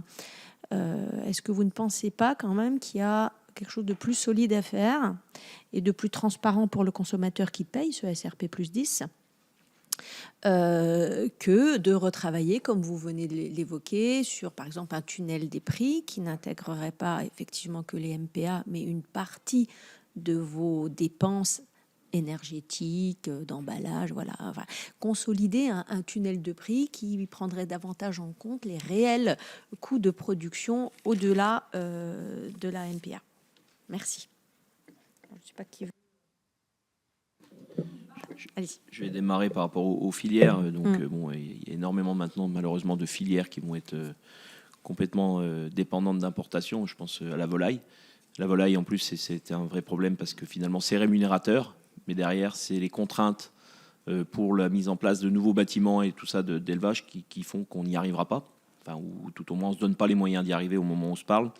Après, on a tout ce qui est porc, charcuterie, où on a énormément d'importations de plus en plus, parce qu'il y a un déséquilibre de l'offre. Et là, c'était, fut un temps, un secteur qui a permis de rémunérer, mais qui, cette année, est en train de s'effondrer parce que les marchés ne vont pas bien, la peste porcine ne rassure pas. Donc, c'est une fois de plus, il faudra mettre des filets de sécurité dans des filières comme celle-ci si on veut les pérenniser durablement et sur le long terme. Une autre filière, c'est la viande bovine, qui a passé le seuil, malheureusement, fatidique de tout juste être en volume. Mais je rappelle qu'on est dépendant sur beaucoup d'importations de piécés, donc on exporte et on importe. Et après, il y a une filière qu'on parle rarement, mais c'est la filière laitière, qui malheureusement, contre toute attente, si on exporte 40% de nos volumes, on réimporte 35%. Donc en 2027-2030, on devrait être tout juste à l'équilibre, balance commerciale. Et ce qu'il faut bien comprendre, c'est que les produits importés, en plus, augmentent en valeur. Donc ça veut dire qu'on vient nous chercher là où on est dans des prix rémunérateurs. Donc il y a quand même une réalité de remise en cause globale du système pour qu'on s'assure que finalement on ne se fasse pas prendre des parts de marché là où on crée de la valeur. Parce qu'on a su créer de la valeur dans beaucoup des filières et on se rend compte que les importations qui arrivent sur le territoire national aujourd'hui sont plus forcément le bas de gamme, comme on pourrait l'appeler, ou le premier prix, mais ça peut être aussi le haut de gamme. Donc on a un intérêt à faire vraiment tous attention. Sur ces filières, après il y a le miel, enfin on a énormément de filières qui sont déficitaires, et puis après fruits et légumes. Si on ne met pas un grand plan pour produire, ça ne fonctionnera pas. Et la dernière filière finalement qui indirectement est importatrice nette, c'est tout ce qui est production de protéines pour nourrir le monde animal. Donc la protéine, on en a besoin, et pour ça il faut un grand plan dans tous les sens du terme pour accompagner cette transition vers plus de protéines en France. Mais pour ça il faut créer des filières de toutes pièces pour que ça fonctionne, et créer des prix rémunérateurs et surtout des prix qui s'engagent sur la durée. Si je prends le blé dur, qui paraît une filière qui était plutôt bien intégrée, aujourd'hui le blé dur réfléchit activement à mettre en place Egalim. Pourquoi ? Parce que le blé dur a baissé, mais les prix de vente ont légèrement reculé. C'est juste une aberration. Ça veut dire que quand il y a un problème de consommation, on nous explique que le marché fait baisser les choses, mais on n'agit pas sur le prix pour que le consommateur vienne acheter plus de pâtes. Donc il y a un moment, on nous raconte bien la vie qu'on veut, mais la réalité, elle est quand même celle-ci, c'est que les producteurs sont en train de perdre de l'argent tous les jours, et derrière, le prix de vente n'a quasiment pas reculé. Et il y a un delta de plus de 20% entre les deux. Et puis chercher l'erreur, moi je ne la connais pas. Sur le SRP plus 10, alors c'est pas qu'on y est attaché, on y est attaché tant qu'il n'y a pas de transparence, tant qu'il n'y a pas une pleine application d'Egalim. Parce que trouvez-moi un seul distributeur qui peut vivre avec moins de 10% de marge brute sur un produit. C'est pas possible. Aujourd'hui, la plupart des grandes enseignes sont plutôt au double, voire plus que du double. Donc, le SRP plus 10 est une façade de plus pour aller chercher qui est le moins cher. C'est sûr que si on enlevait 10% sur les produits de première nécessité, on pourrait l'entendre, que pour le consommateur, c'est des euros en moins. Mais moi, je reste attaché à la valeur de l'alimentation. Et par contre, dans les ménages les plus modestes, il faudra les accompagner autrement que directement par des prix bas à la grande distribution. Ils méritent une alimentation de qualité et saine, au même titre que les autres consommateurs. Et pour ça, on ne doit pas toujours, sous la politique du prix le plus bas, baisser, et au final, amener tout le monde vers le bas. Il faut qu'on amène le maximum vers le haut, et les ménages les plus modestes, les accompagner différemment. C'est ça aussi qui est important dans l'alimentation de tous, et on le sait le faire au travers des collectivités. Beaucoup d'enfants qui vont dans les écoles sont pas forcément, ne payent pas forcément le repas au prix réel du repas. Donc il y a un accompagnement des pouvoirs publics locales ou nationales sur le sujet. Et après, je voudrais aussi rappeler qu'une initiative dans le département des Vosges qui paraît toute bête, mais ils ont décidé de remettre des cuisiniers dans chaque collège. Et on a baissé le coût du repas et augmenté la qualité des repas. Donc ça veut dire qu'en achetant les produits bruts et en les transformant dans des cuisines, bah, ça fonctionne et on gagne de la valeur sur tous les maillons et on rémunère des produits locaux. Donc ça marche quand même quand on veut se donner les moyens. Et sûrement de la qualité d'alimentation, mais J'en suis certain. c'est juste un commentaire. Madame la Présidente, est-ce qu'il y a d'autres... Je voulais juste rajouter quelque chose, effectivement, sur toutes les filières qui sont en déficit, en manque de production en France. Il y a quand même quelque chose qui est choquant sur que ce soit, enfin, quand on voit les volumes importés de sucre, de maïs, de volaille, se dire bah, finalement ça on en manque en France et en Europe et ceux qui le produisent ne sont même pas récompensés puisque on ne leur achète pas plus cher. Il y a même pas un marché de l'offre et de la demande qui se crée dans la mesure où bah, c'est même pas récompensé localement de se dire bah oui on essaye d'investir sur ces productions où finalement elles ne sont même pas rémunérées pour l'agriculteur. Et il y a franchement là, structurellement, un vrai problème à résoudre. Merci. Madame la rapporteure, encore quelques questions. Alors, moi, j'ai trois précisions. Non, une question et deux précisions. Vous avez évoqué, Monsieur Barbe, la question des centrales européennes à 2 reprises. Est-ce que vous pouvez nous expliquer, peut-être plus précisément, en quoi ces centrales européennes contournent la législation et en quoi elles permettent d'augmenter les marges des distributeurs? Si tel est ce que vous vouliez exprimer, est-ce que vous pouvez nous l'expliciter? Ça, c'est ma première question. Ma deuxième question, vous avez les uns et les autres dit que vous vouliez renforcer l'Observatoire des prix et des marges. Vous avez salué son existence, etc. Est-ce que vous pouvez dire en quoi vous aimeriez un renforcement? Sur quel sujet? Est-ce que c'est plus de produits? Est-ce que c'est plus de détails? Est-ce que c'est une obligation de réponse? Est-ce que c'est un affichage plus important? Enfin, dites-nous en quoi ce renforcement pourrait s'opérer. Et enfin, j'aimerais votre commentaire aux 3 sur l'initiative dont nous a fait part Foodwatch hier dans cette même audition, qui est 100 produits sains à marge zéro pour les distributeurs. Donc, plusieurs organisations non gouvernementales, je vais dire ça, mais de défense des consommateurs sont mises d'accord pour demander qu'il y ait des produits sains qui ne soient pas margés. Dans les produits sains, il y a beaucoup de produits non transformés et donc ça vous concerne directement. L'idée étant de venir contrer le fait que des produits très transformés ne sont pas margés parce qu'ils sont comparables d'un distributeur à l'autre et que donc les distributeurs ne font pas de marge dessus, alors que des produits bruts et donc plus sains sont plus margés, je pense aux fruits et légumes en particulier, ont des marges plus importantes. Voilà. Quel est votre regard sur ce type de demande? Est-ce que vous seriez favorable à ça ou non? Donc 3 questions, centrale européenne, observatoire des prix et 100 produits à marge zéro. Alors, centrale européenne, c'est difficile déjà à le prouver que ça se passe mal, mais on le sent bien. Enfin, moi qui suis dans la filière laitière, nos grands acteurs nationaux, aujourd'hui, sont livrés aux centrales européennes. Quand ils rentrent, ils nous expliquent que la loi Egalim est contournée. C'est là que j'ai demandé à ce que la DGCCRF aille faire les contrôles. Ce n'est pas la FNSEA qui ira contrôler, c'est bien à la DGCCRF de s'assurer que malgré le passage par les centrales européennes, les lois Egalim sont appliquées. La grande distribution rétoque souvent que c'est appliqué. Je suis désolé, on a vu quelques amendes passer qui prouvent souvent le contraire. Donc il faut remettre des moyens à la DGCCRF pour agir rapidement sur ces centrales européennes. Soit il ne se passe rien et ça se passe comme ailleurs, mais j'ai quand même un doute en tant que producteur, c'est celui de me dire pourquoi les coopératives et les PME, on leur dit maintenant vous allez négocier en France et on va mettre les grands groupes à l'extérieur. Alors que des grands groupes qui fassent autre chose que du produit, par exemple laitier, soit à l'extérieur parce que ça représente plus largement, peut-être. Mais quand vous êtes un groupe comme Lactalis, Sevencia, je suis désolé, vous devriez être négocié comme les autres, que sur le territoire national. Il ne fait que des produits laitiers. Donc ça, c'est un premier point sur ces centrales d'achat européennes.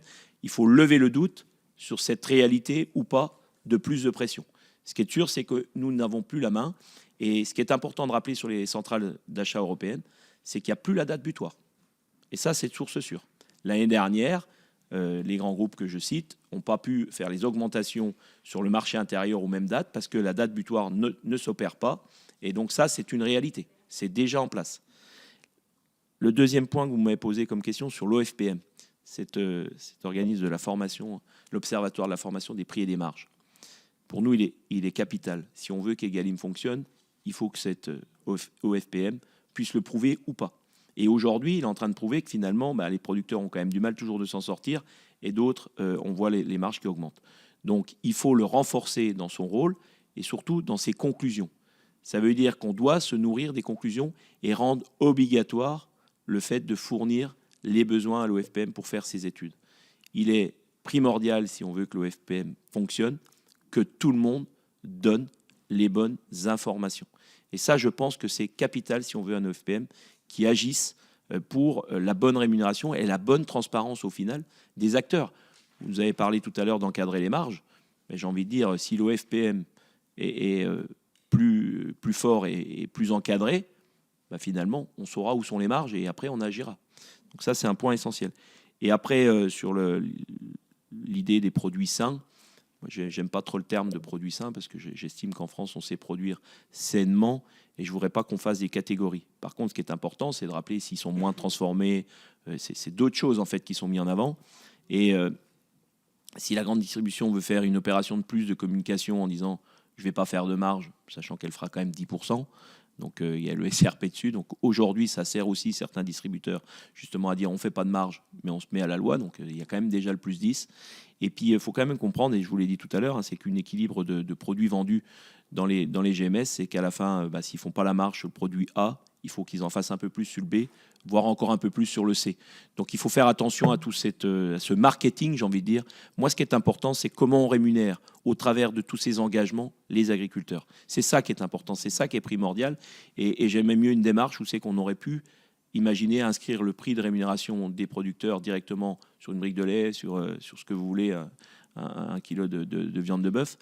Mais on n'y arrivera pas. Donc peut-être imaginer demain un logo, cette marque, cette enseigne respecte 100% Egalim. L'enseigne qui est prête à le signer, on y va tout de suite. Sur ces trois questions-là, nous, les jeunes agriculteurs, forcément, on est favorable à promouvoir un Egalim européen.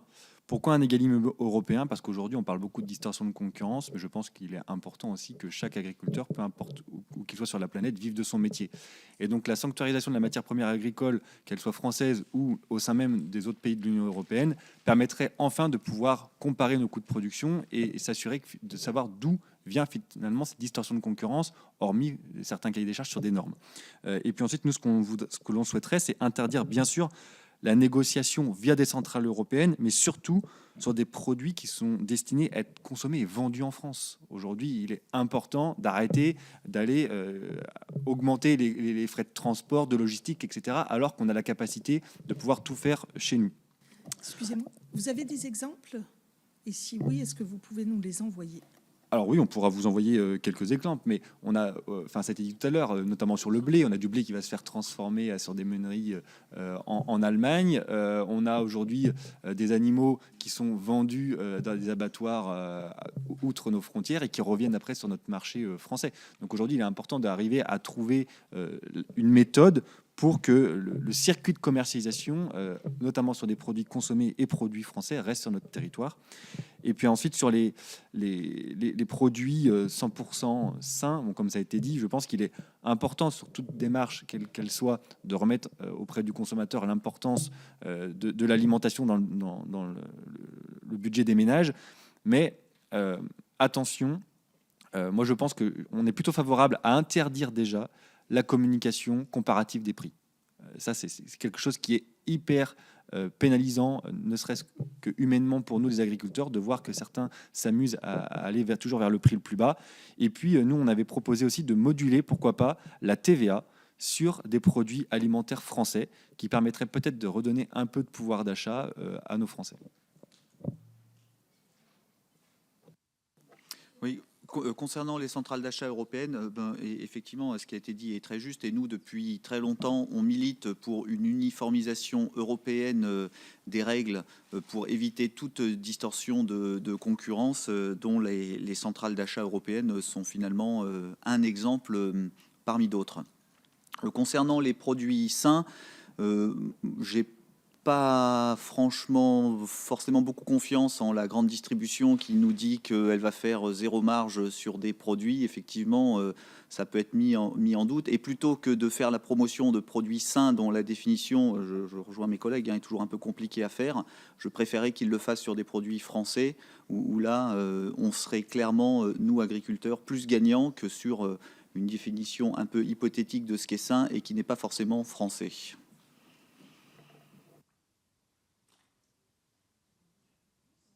Oui, sur les produits sains, c'est moi qui ai apporté cet adjectif. C'est pas tout à fait ça qu'ils demandent, et donc je tiens à le préciser pour respecter leur démarche. Ce sont des produits en fait qui sont bons pour la santé, et c'est comme ça que c'est précisé. Et donc ils se oui, mais enfin, c'est des produits qui sont moins sucrés, moins gras, etc. Donc, ça intègre bien sûr aussi les produits transformés. Donc, ça permet d'avoir cette palette-là. On sait très bien qu'il peut y avoir des produits plus ou moins bons pour la santé en fonction du niveau de sucre, du niveau de gras, etc. Et c'est ça, je crois, qui est pris en compte et qui est demandé dans leurs 100 produits. Voilà, c'est juste pour revenir sur le terme sain. C'est moi qui l'ai nommé ainsi, mais ça n'était pas leur choix. Alors, s'il n'y a plus de questions, est-ce que, messieurs, vous auriez un dernier point que vous souhaiteriez porter à notre connaissance? Si ce n'est pas le cas, en tout cas, nous sommes à votre écoute. N'hésitez pas à nous transmettre des compléments par écrit. Oui, je vous en prie. Je pense que ce qui est important ce matin, c'est de bien comprendre que les agriculteurs sont attachés à leur rémunération au travers forcément de prix rémunérateurs. Et ça, je pense que ça doit rester vraiment le fil conducteur de nos lois Egalim. Et FNSOA et Jeunes Agriculteurs ont été plus que proactifs avec les associations spécialisées pour justement promouvoir et écrire des lois Egalim. Et aujourd'hui, s'il y avait un maître mot ce matin, c'est vraiment d'essayer au niveau des pouvoirs publics d'engager plus de filières vers ce système vertueux des lois Egalim, parce que ça a prouvé son efficacité. Et derrière, sur la partie européenne et les cours mondiaux, je l'ai dit tout à l'heure, il y a finalement le mix produit qui nous rattrape rapidement. Il y a besoin aussi d'encadrer mieux et surtout de connaître la transparence totale sur la valorisation du Made in France en dehors de nos frontières. On le sait tous. J'étais hier à l'ambassade de Chine. La Chine est très gourmande et très friande de nos produits laitiers. Les taxer aujourd'hui, alors c'est un crève-cœur pour nous, mais c'est aussi sûrement pour le consommateur chinois un crève-cœur parce qu'il ne pourra plus y avoir accès. Mais la gastronomie, les produits français ont une référence mondiale. Et aujourd'hui, j'ai l'impression qu'on la laisse partir et derrière, on nous met souvent des lois Egalim et plein de choses, mais on ne parle très rarement de la compétitivité du secteur de la transformation dans sa globalité. Je pense qu'il y a un vrai sujet parce que finalement, le prix payé aux consommateurs français, enfin que le consommateur français doit concéder pour rémunérer les paysans français, il y a un moment, il y a toute la chaîne au milieu qu'il faut rémunérer aussi. Et si on n'est pas compétitif dans nos usines en France, parce qu'on a des niveaux de charges plus élevés qu'ailleurs, il faut le dire, le reconnaître, mais on ne peut pas le faire peser au monde agricole. Et on l'a très bien vu dans une filière l'année dernière, c'est la filière laitière et même la filière viande bovine. Comment on a pu, pendant plus d'un an, avoir un tel décalage de prix? Dans le lait, c'était plus de 50 € les 1000 litres avec nos collègues européens. Et dans la viande, c'est presque 1,50 € sur l'année de différence. Donc ça veut bien dire qu'il y a un moment où le consommateur va devoir payer plus cher s'il veut que ça soit produit, transformé et valorisé en France. Parce qu'on ne sait pas faire autrement. Ou bien il faut aider le secteur industriel à être plus compétitif, à le rendre compétitif. Je ne le juge pas. À la FNPL, on demande justement une enquête sur cette problématique de la compétitivité des industriels, parce que c'est peut-être aussi une clé de la rémunération des paysans de demain. Merci beaucoup de cet éclairage. Effectivement, il faut, mais on va prochainement auditionner des industriels. Et je voudrais juste redire sur le volet Egalim, c'est vrai qu'Egalim, on le critique beaucoup, mais on se rend compte aujourd'hui qu'il y a quand même un certain nombre d'effets vertueux par rapport notamment à la demande d'un certain nombre de filières, céréales ou viticulture à intégrer le système. Et puis qu'il y a encore des choses à parfaire, effectivement, sur notamment la restauration collective. Après, restauration hors domicile, on verra bien, mais en tout cas sur la restauration collective, il y a des vraies améliorations qui doivent se traduire dans la rémunération des producteurs. C'est aussi la dimension Egalim. Et puis après, l'enjeu de l'Egalim européen, il est devant nous. Hein, vous êtes en plein dedans, en plus. Merci beaucoup. Juste une petite... oui, désolé. Oui. Effectivement, nous, on réclame depuis toujours un arsenal législatif qui permet d'avoir des prix qui sont rémunérateurs. Et je vois que tout le monde est maintenant d'accord là-dessus.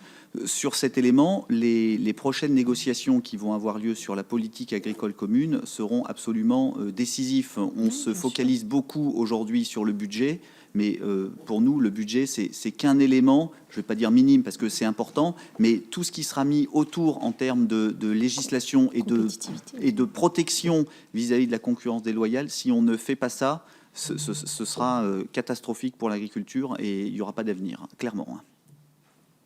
Merci beaucoup, messieurs, pour ces contributions et puis donc à votre écoute et si besoin des compléments par écrit. Merci, mes chers collègues. On se revoit mardi prochain à 16h30, salle Médicis. Merci à tous. Merci.